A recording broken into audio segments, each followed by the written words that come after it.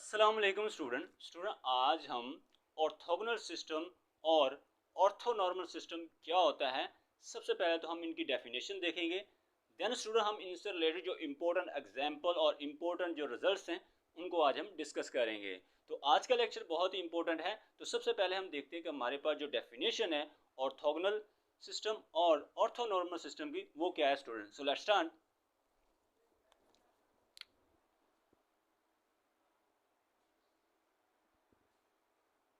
Orthogonal system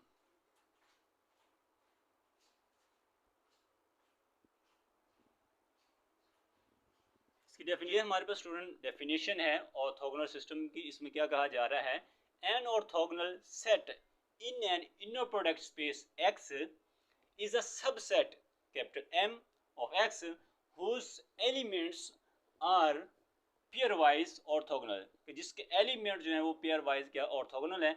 हमने एक set ले लिया एम जिसके अंदर एलिमेंट हैं x1 x2 x up to so on, और इनका xi और xj का जो इनर प्रोडक्ट है वो जीरो होगा for all I is not equal to j. Vectors are pairwise orthogonal whose where the xi and xi का जो inner product है will be इसका इनर प्रोडक्ट स्केल लेंगे नॉर्म स्पेस की फॉर्म में ये आएगा और ये नॉट इक्वल टू वन, ये वन नहीं होगा, लेकिन इसको वन बनाया जा सकता है, but it can be make right, लेकिन इसको वन बनाया जा सकता है। तो ये स्टूडेंट हमारे पास डेफिनेशन है किसकी, ऑर्थोगोनल सिस्टम की, कि एक ऑर्थोगोनल सेट जो होता है इनर प्रोडक्ट्स के अंदर वो क्या है, वो हमारे पास सब सेट है किसका, एक्स का, जिसके एलिमेंट जो हैं वो पेयर वाइज ऑर्थोगोनल है राइट्स। और उसके अंदर हमने लिया कि ये हमारा एक्स इनर प्रोडक्ट स्पेस ली राइट्स, और इसके एलिमेंट जो है वो क्या है, ऑर्थोगोनल है।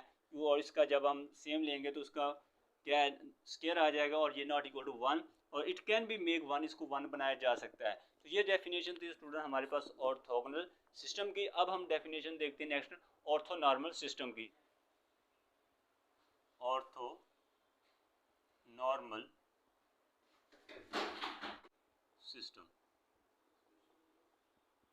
डेफिनेशन, ऑर्थोनॉर्मल सिस्टम इसकी डेफिनेशन क्या है, an orthonormal set capital M is an orthogonal set in X whose elements, जिसके एलिमेंट्स जो हैं नॉर्म वन, जिसकी एलिमेंट्स की नॉर्म जो है वन हो for all x y belong to capital M. तो इसका जो इनर प्रोडक्ट जो है इसको पेयर वाइज में लिखेंगे, ये जीरो होगा जब x not equal to y, और वन होगा जब x is equal to y होगा। अब यहाँ नोट में क्या कहा जा रहा है, इफ एन ऑर्थोगोनल और orthonormal set m is countable, अगर हमारे पास जो ऑर्थोनॉर्मल हो या फिर ऑर्थोगोनल सेट जो है वो एक काउंटेबल सेट है और हम उसको रीअरेंज कर सकते हैं, हम उसको अरेंज कर सकते हैं एक सीक्वेंस के अंदर, और जो सीक्वेंस बनेगा उस सीक्वेंस को हम नाम देंगे कि वो सीक्वेंस जो होगा वो या तो ऑर्थोगोनल सीक्वेंस होगा या फिर वो ऑर्थोनॉर्मल सीक्वेंस होगा राइट्स। तो यही यहाँ पर स्टूडेंट कहा गया, स्टूडेंट इफ एन ऑर्थोगोनल और orthonormal set capital M is countable we can arrange it in a sequence x n and call it an orthogonal और orthonormal sequence respectively right। तो ये तो स्टूडेंट हमारे पास डेफिनेशन थी orthonormal system की। अब student हम नेक्स्ट देखते हैं वो क्या है स्टूडेंट, रियली एन इंडेक्सिड सेट और family x alpha where alpha belong to I is integer is called orthogonal if x alpha perpendicular to x beta for all alpha beta belong to I and alpha is not equal to beta right। The family is called orthonormal if it is orthogonal and all x alpha have norm 1। It means that जो हमारे पास orthogonal system होगा उसको अभी हमने यहाँ पर index form में लिया है कि वो आपस में ऑर्थोगोनल होगा अगर वो परपेंडिकुलर होगा एक्स अल्फा एक्स बीटा। और दूसरे जो हमारे पास ऑर्थोनॉर्मल है इसके अंदर क्या होता है कि जो हमारे पास सिस्टम दिया गया, जो फैमिली दी गई है, सबसे पहले तो वो हमारे पास क्या होनी चाहिए, वो ऑर्थोगोनल होनी चाहिए। फिर उसके साथ हमारे पास जो जितने भी हमारे पास एक्स अल्फा होंगे उसका जो नॉर्म है वो हमारे पास क्या होना चाहिए, वन होना चाहिए स्टूडेंट। अब यहाँ पर नेक्स्ट हमने इसको इनर प्रोडक्ट की फॉर्म में लिखा है और इसको हम फर्दर जो है क्रोनिकल डेल्टा की फॉर्म में भी लिख सकते हैं। और ये हमारे पास वन होगा जब अल्फा, सॉरी ये जीरो होगा जब alpha is not equal to one, जब alpha is not equal to beta, और ये वन होगा जब alpha is equal to beta होगा right. So here x alpha beta जो है इसका इज द क्रोनिकल डेल्टा, ये हमारे पास क्या है क्रोनिकल डेल्टा। तो ये स्टूडेंट हमारे पास डेफिनेशन थी ऑर्थोगोनल सिस्टम और orthonormal system in indexed form में, राइट। अब इसके बाद नेक्स्ट देखते हैं वो क्या है स्टूडेंट, क्या कहा जा रहा है कि एक्स आई एक्स जे जो है इसका इनर प्रोडक्ट, इसको हम क्रोनिकल डेल्टा के फॉर्म में भी लिख सकते हैं। तो ये 0 होगा जब I is not equal to जे, ये 1 होगा जब आई इज इक्वल टू जे, और ये हम जब सेम लेकर रखेंगे तो इसका नॉर्म आ जाएगा और इक्वल टू 1 आ जाएगा, राइट। और ये इसको हम कहेंगे ये हमारे पास क्या है यूनिट वेक्टर या फिर नॉर्मलाइज वेक्टर्स। सेकंड में क्या कहा जा रहा है कि every normal orthonormal system, every orthonormal is orthogonal but orthogonal may और may not be orthonormal, right. It means that कि हर ऑर्थोनॉर्मल सिस्टम जो होता है वो ऑर्थोगोनल होता है, लेकिन जो ऑर्थोगोनल सिस्टम होता है वो मे और मे नॉट भी, वो हो भी सकता है नहीं भी हो सकता ऑर्थोनॉर्मल, राइट। तो ये स्टूडेंट इनसे रिलेटेड इंपॉर्टेंट नोट से अब स्टूडेंट हम नेक्स्ट देखते हैं वो क्या स्टूडेंट, इसमें हमारे पास क्या for orthogonal elements x y के लिए for we have x comma y जो है इसका इनर प्रोडक्ट क्या होगा 0 होगा। पाइथागोरियन रिलेशन हमारे पास क्या ये है पाइथागोरियन रिलेशन।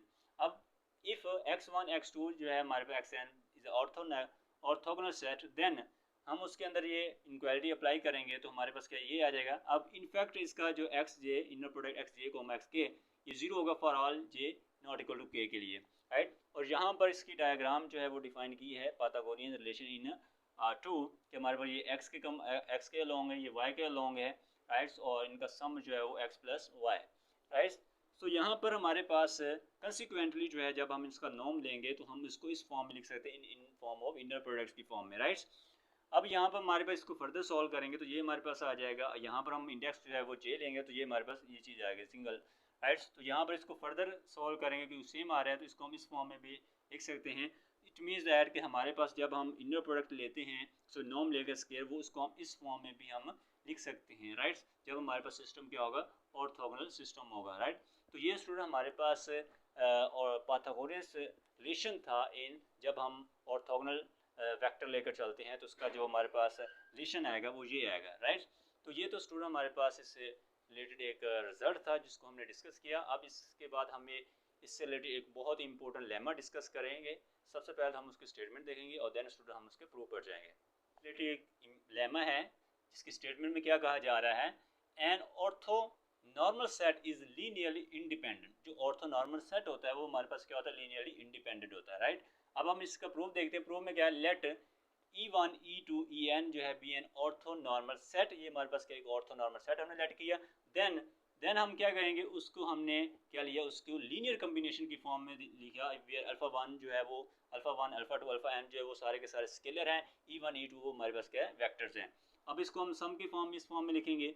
अब हम इस वेक्टर को हम इस फॉर्म में लिख सकते हैं, यानी इनर प्रोडक्ट 0 इन ई जो है इज इक्वल टू 0, इसको इस फॉर्म में लिख सकते हैं। अब इस 0 की जगह पर हमने ये वैल्यू प्लेस कर देंगे, पुट करेंगे तो ये आ जाएगा। अब यहाँ से हम क्या लेंगे अल्फा जो है हम यहाँ से हमारे बाहर आ जाएगा हमारे पास फर्स्ट में से, तो ये इसको इस फॉर्म में लिख सकते हैं। अब दोबारा हम इसको अगर आई को हम वेरी करते हैं फ्रॉम 1 से लेकर n तो उसको इस फॉर्म में लिखेंगे by using the chronicle delta जो अभी हमने पीछे डिफाइन किया उसको यूज़ करेंगे। तो हमारे पास क्या आएगा अल्फा जे जो होगा वो 0 हो जाएगा। जब अल्फा जे 0 हो जाएगा इससे हम कह सकते हैं any finite orthonormal set is linearly independent. ये हमारे पास कोई भी हम ऑर्थोनॉर्मल सेट लेते हैं जो फाइनाइट है वो लीनियरली इंडिपेंडेंट होगा क्योंकि उसके अंदर अल्फा जो आई जो है सारे के सारे स्केलर क्या है 0। जब सारे स्केलर 0 हो जाते हैं वो सेट क्या होता है वो हमारे पास लीनियरली इंडिपेंडेंट होता है, राइट। वो हमारे पास लीनियरली इंडिपेंडेंट। अब यहाँ पर this also imply that linearly independent if the given the set is infinite.